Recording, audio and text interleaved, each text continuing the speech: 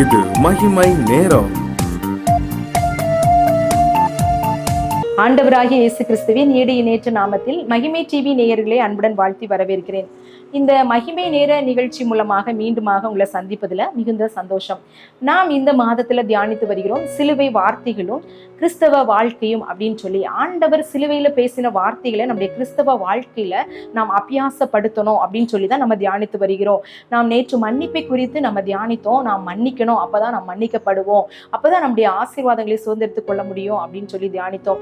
இந்த நாள்ல நம்ம தியானிக்க போகிறோம் லூக்கா 23:43. ஏசு அவனை நோக்கி, இன்றைக்கு நீ என்னுடனே கூட பரதீசில் இருப்பாய் என்று மெய்யாகவே உனக்கு சொல்லுகிறேன் என்றார். இன்றைக்கு நீ என்னுடனே கூட பரதீசில் இருப்பாய் அப்படின்னு ஆண்டவர் சொல்றாரு. பரலோக வாழ்வை நான் உனக்கு தருவேன் அப்படின்னு சொல்றாரு.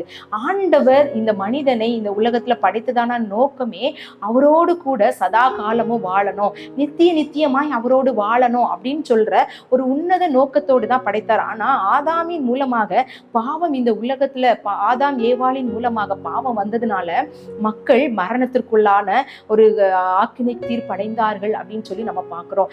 இந்த ஆக்கினை தீர்ப்பிலிருந்து நம்மை விடுவிக்கும்படியாக ஆண்டவராகிய இயேசு கிறிஸ்து இந்த உலகத்துல மனுஷனாய் அவதரித்து சர்வலோகத்தின் பாவங்களை சுமந்து தீர்த்து சிலுவையில வெற்றி சிறந்தார். அதன் நிமித்தமாக நாம் பரலோக வாழ்வை அவரை விசுவாசிக்கும் போது, அவருடைய இரத்தம் நம்முடைய பாவங்களை கழுவும் அப்படின்னு விசுவாசிக்கும் போது நாம் பரலோகத்துக்குரியவர்களாக, பரலோக வாசிகளாக, நித்திய ஜீவனை சுதந்திரிக்கிறவர்களாக மாறுவோம் அப்படின்றதுல எந்த விதமான சந்தேகம் இல்லை. இந்த சம்பவத்துல நம்ம பார்க்கும்போது ஆண்டவராகிய இயேசு கிறிஸ்து சிலுவையில் அறையப்படும் போது அவருடைய வலது பக்கத்திலும் இடது பக்கத்திலும் 2 கள்ளர்கள் அறையப்பட்டாங்க. அதுல ஒருவன் என்ன சொல்றான், நீர் கிறிஸ்துவானால் உன்னையும் எங்களையும் ரட்சித்துக்கொள் அப்படின்னு சொல்லி இகழ்கிறவனாய் காணப்படுகிறான். நீங்க கிறிஸ்துவா இருந்தால், நீ கிறிஸ்து அப்படின்னு ஒன்னு எல்லாரும் சொல்றாங்க, கிறிஸ்துவானால் உன்னை ரட்சித்துக்கொள், என்னை ரட்சித்துக்கொள் அப்படின்னு சொல்லி அவன் இகழ்கிறான். ஏன் அவன் இகழ்கிறான் அப்படின்னா, அவர் சர்வலோகத்தின் அதிபதி, அவரால் பாவ மன்னிப்பை கொடுக்க முடியும், அவர் பரலோகத்தின் வழி, நானே வழியும் சத்தியமும் ஜீவனுமா இருக்கிறேன் அப்படின்னு சொன்ன அந்த கருத்தை அவன் உணராதவனாக, அவரை பற்றி அறியாதவனாக காணப்பட்டதுனால அவன் அவரை இகழ்கிறவனாக காணப்படுகிறான். மற்ற கள்ளன் என்ன சொல்றான் அப்படின்னு பார்த்தா, மற்றவன் அவனை நோக்கி, நீ இந்த ஆக்கினைக்குட்பட்டவனா இருந்தும் தேவனுக்கு பயப்படுகிறது இல்லையா? நீ இந்த ஆக்கினைக்கு தீர்ப்புக்கு உள்ளானவன், ஏன்னா நீ தப்பு செய்திருக்கிறா, அதனால நீ ஆக்கினைக்கு தீர்ப்புக்கு உள்ளானவன் அப்படின்னு சொல்லி அவன் சொல்றான். இந்த கள்ளர்கள் எப்படிப்பட்டவர்கள் அப்படின்னு அந்த வரலாற்று நூல் எப்படி சொல்லுகிறது அப்படின்னா, ஏரோது எருசலேம் தேவாலயத்தை கட்டும் போது அநேக பேர் வேலை செஞ்சுட்டு இருந்தாங்க. அந்த தேவாலயம் கட்டி முடிக்கப்பட்ட பின்பு அவர்கள் எல்லாரும் வேலை இழந்தவர்களாக காணப்பட்டார்கள். அப்படிப்பட்ட சூழ்நிலையில உள்ளவர்கள் தான் இவங்க என்ன தொழில் செய்யணும், பிழைக்க வழியின்றி உங்க கள்ளராய் மாறிவிட்டாங்க, இவங்க இப்படிப்பட்டதான சூழ்நிலைகளை மாறிட்டாங்க அப்படின்னு சொல்லி வரலாற்று நூல்கள் சொல்லப்பட்டிருக்கிறது. உண்மையில அதனால இவன் சொல்றான், நாம் செய்த தவறின் நிமித்தமாக நாம் தண்டிக்கப்படுகிறோம், ஆனா நாமோ நியாயப்படி தண்டிக்கப்படுகிறோம், நாம் நடப்பித்தவைகளுக்கு தக்க பலனை அடைகிறோம், இவரோ தகாததொன்றையும் நடப்பிக்கவில்லையே அப்படின்னு சொல்லி அவனை கடிந்து கொள்கிறான். அப்போ அவர் பாவம் அறியாதவர், அவர் பாவம் செய்யாதவர் அப்படின்றத இந்த கள்ளன் அறிந்து கொண்டிருக்கிறான். நம்முடைய வாழ்க்கையில அநேக நேரங்களில நாம் ஆண்டவரை பற்றி தெரிந்து வைத்திருக்கிறோம், கிறிஸ்து, அவர் பரிசுத்தர், அப்படி நிறைய காரியங்களை தெரிந்து வச்சிருக்கோம். ஆனா நம்முடைய பாவங்களை அவர் மன்னித்து நமக்கு பரலோக வாழ்வை கொடுப்பார் அப்படின்ற உணர்வு அற்றவர்களாக, தெரியாதவர்களாக அல்ல, உணர்வு அற்றவர்களாக அநேக நேரங்களில நம்ம வாழ்ந்து கொண்டிருக்கிறோம். ஆண்டவர் விரும்புகிறதான காரியம் நம்முடைய சூழ்நிலைகளை, நம்முடைய காரியங்களை நம்மை நிதானித்து அறிந்து கொள்ள வேண்டும் அப்படின்னு ஆண்டவர் எதிர்பார்க்கிறாரு.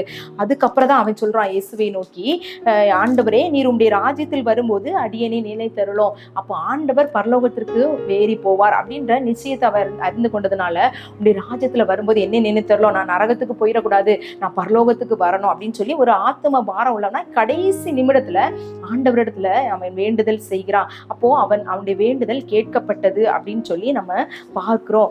ஆண்டவர் ஒண்ணு சொல்றாரு, இன்றைக்கு நீ என்னுடனே கூட பரதீசில் இருப்பாய் அப்படின்னு சொல்லி அவன் சொல்றான். ஆனா ஒருவன் தவறுக்காக என்ன செய்யல, மனம் வருந்தல, மனம் திரும்பல. ஆனா இவன் தவறை உணர்ந்து ஆண்டவரிடத்துல அவன் கேட்கிறான், அவன் விண்ணப்பம் பண்றதுனால அவன் மனம் திரும்பினான் அப்படின்னு நம்ம சொல்லலாம். அதனால அவன் நித்திய ஜீவனையும் பெற்றுக்கொண்டான் அப்படின்னு கூட நம்ம சொல்லலாம். ஒரு சிறுமி ரொம்ப நல்லா பாடுவாளாம்.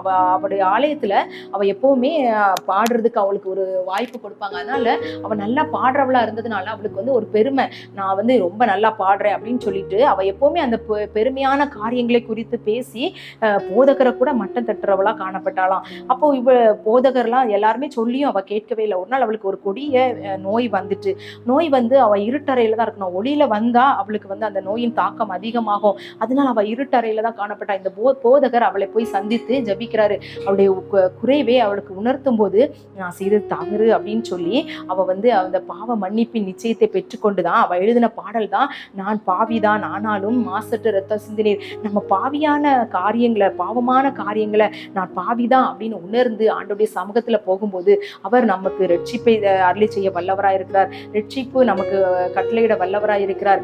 அவர் நமக்கு நித்திய ஜீவனை அருளக்கூடிய தேவனாய் இருக்கிறார். அதே மாதிரிதான் இந்த கள்ளனும் அவர் தன்னுடைய பாவங்களை உணர்ந்ததுனால அவனுடைய வாழ்வுல திருப்பம் ஏற்பட்டது. அவன் வாழ்க்கையில பரலோகத்தின் வாழ்வை பெற்றுக்கொண்டான் அப்படின்னு சொல்லி நம்ம பார்க்கிறோம். இந்த நாட்கள்ல நாம் எந்த சூழ்நிலையில நம்ம காணப்படுகிறோம்? நான் தவறு செய்யல, எனக்கு பாவம் இல்லை அப்படின்னு நம்ம சொல்லவே முடியாது. நமக்கு பாவம் இல்லை என்று சொல்வோமானால் நம்மை நாம் வஞ்சிக்கிறவர்களாய் காணப்படுகிறோம் அப்படின்னு தான் வசனம் சொல்கிறது. ஆண்டவர் சொல்றாரு, பாவம் செய்யாதவர் யாருமே கிடையாது. நம்முடைய பாவங்களை நாம் அறிக்கையிட்டால் பாவங்களை மன்னித்து எல்லா நியாயத்தை நீக்கி நம்மை சுத்திகரிப்பதற்கு அவர் உண்மையை நீதி உள்ளவராக இருக்கிறார். அதனால நம்முடைய பாவங்களை விட்டு மனம் திரும்புவதற்கான அழைப்பு, ஆண்டவர் ரட்சிப்பை அருளுகிறதற்கான ஒரு அழைப்பு இந்த நேரத்துல உங்களுக்கு விடுக்கப்படுகிறது. இந்த கள்ளனை போல ஒருவேளை நிறைய என்னென்ன காரியங்கள் செய்தோம் அப்படின்னு நமக்கு தான் தெரியும். இந்த காரியங்கள்ல நான் தவறு செஞ்சுட்டேன் அப்படின்னு சொல்லி ஆண்டவருடைய சமூகத்தில் நம்ம அறிக்கையிட்டு அந்த பாவ மன்னிப்பின் நிச்சயத்தை பெற்று மனம் திரும்பும் போது இந்த கள்ளனுக்கு அருளப்பட்ட பரலோக வாழ்வு நமக்கு கிடைக்கும் அப்படின்றது எந்த விதமான சந்தேகமும் இல்லை. அநேக நேரங்களில் நம்ம என்ன செய்யறோம் அப்படின்னா, ஆண்டவரை அறிந்தவர்களாக நம்ம காணப்படுகிறோம். அவர் பாவத்தை மன்னிக்க வல்லவர் அப்படின்றது நமக்கு தெரியும். ஆனா நம்முடைய தவறுக்காக நம்ம வருந்துகிறவர்களாக, அதற்கு அடுத்து நம்ம பரலோக ராஜ்யத்துக்கு போகணும் அப்படின்ற அக்கறை அற்றவர்களாகவும், ஏதோ இந்த உலகத்துல வாழ்றோம், எனக்கு உலக பிரகாரமான ஆசீர்வாதத்துக்காக மாத்திரம் நான் ஆண்டவரிடத்துல போறேன் அப்படின்னா வசனம் சொல்கிறது எல்லாரை பார்க்கிலும் பரிதபிக்கப்பட்டவர்களாய் நம்ம காணப்படுவோம். ஒருவேளை இந்த உலக வாழ்க்கையில ஆசீர்வாதமாய் வாழலாம், எல்லா விதமான நன்மைகளும் நமக்கு இருக்கலாம். ஆனா நரகம் அப்படின்ற ஒன்றுக்கு போயிட்டோம் அப்படின்னா மீண்டும் நம்ம வரவே முடியாது. அதனால நம்ம சிந்திக்க இந்த நாள்ல ஆண்டவர் உங்களை பார்த்து சொல்றாரு, உங்களை நோக்கி சொல்றாரு, நீங்க வந்து மனம் திரும்புங்க, பரலோக ராஜ்யத்துக்குரியவர்களாக மாறுங்கள் அப்படின்னு சொல்றாரு. அநேகருக்கு ஆண்டவர் தான் மீட்பர் அப்படின்னு தெரியாம அவங்க தவறு செய்யறாங்க. அறியாமையுள்ள காலங்களில் தேவன் மௌனமா இருந்தால், நீங்கள் அறிந்தவர்கள் தவறு செய்தால் அதை ஆண்டவருடைய சமூகத்தில் அறிக்கையிட்டு நாம் அவரிடத்தில் பாவ மன்னிப்பு நிச்சயத்தை பெற்றுக்கொண்டால் மாத்திரமே நாம் பரலோக ராஜ்யத்துக்குரியவர்களாக மாற முடியும். இந்த காரியங்களை ஆண்டவர் நமக்கு தரணும் அப்படின்னு சொல்லி நம்ம ஜெபிக்கலாம். எங்கள் அன்பின் பரலோக பிதாவே, இந்த நல்ல நாளுக்காக உமக்கு நன்றி செலுத்துகிறோம். இந்த நாளில் ஆண்டவரே நாங்கள் கற்றுக்கொண்டோம். ஆண்டவரே அந்த கள்ளனுக்கு நீ ரட்சிப்பை அருளி செய்து பரலோக வாழ்வை கட்டளையிட்டீர் அப்படின்னு சொல்லி பார்க்கிறோம். எங்களுடைய வாழ்க்கையில காணப்படுகிறதான தவறுகள், ஆண்டவரே மீறுதல்கள், குற்றங்கள், குறைகள் எல்லாவற்றையும் உங்களுடைய சமூகத்துல நாங்கள் அறிக்கையிட அநேக நேரங்களில் தயங்குகிறவர்களாகவும், நான் என்ன தப்பு செய்தேன், நான் தப்பு செய்யல, நான் நல்லா தான் இருக்கிறேன், நான் எந்த காரியமும் செய்யல, நான் நல்லவனா இருக்கிறேன் அப்படின்னு சொல்லி எங்களை நாங்களே ஆண்டவரே இயேசப்பா நீதிமான் ஆக்கி கொண்டிருக்கிறோம். ஆனா அந்த பாவங்களை நீங்க உணர்த்தும் போது அந்த பாவங்களை ஆண்டவரே நாங்கள் அறிக்கை செய்து அதை விட்டு இரக்கம் பெறவும், ரட்சிப்பை பெற்றுக்கொள்ளவும், ஆண்டவரே பரலோக வாழ்வை பெற்றுக்கொள்ளவும் நீர் எங்களுக்கு கிருபை செய்யும். நீர் சிலுவையில பரலோக வாழ்வு அந்த கள்ளனுக்கு அருளி செய்தீர். ஆண்டவரை பார்த்து கொண்டிருக்கிற ஒவ்வொருவருக்கும் ஆண்டவரை நீ பரலோக வாழ்வை கட்டளையிட வேண்டுமாறு ஜெபிக்கிறோம். அதற்காக தான் இந்த உலகத்துல எங்களை படைத்திருக்கீங்க. அப்படிப்பட்டது நான் வாழ்வை ஒவ்வொருவருக்கும் தந்தருளும்படியாக ஜெபிக்கிறேன். எங்களை தாழ்த்துகிறோம், வெறுமையாக்கிறோம். நீர் பெருக, நாங்கள் சிறுக. இயேசுவின் மூலம் ஜெபம் கேளும் நல்ல பிதாவே, ஆமீன். தேவன் தாமே நம் ஒவ்வொருடைய பாவங்களையும் மன்னித்து பரலோக வாழ்வை கட்டளையிடுவாராக. ஆமீன்.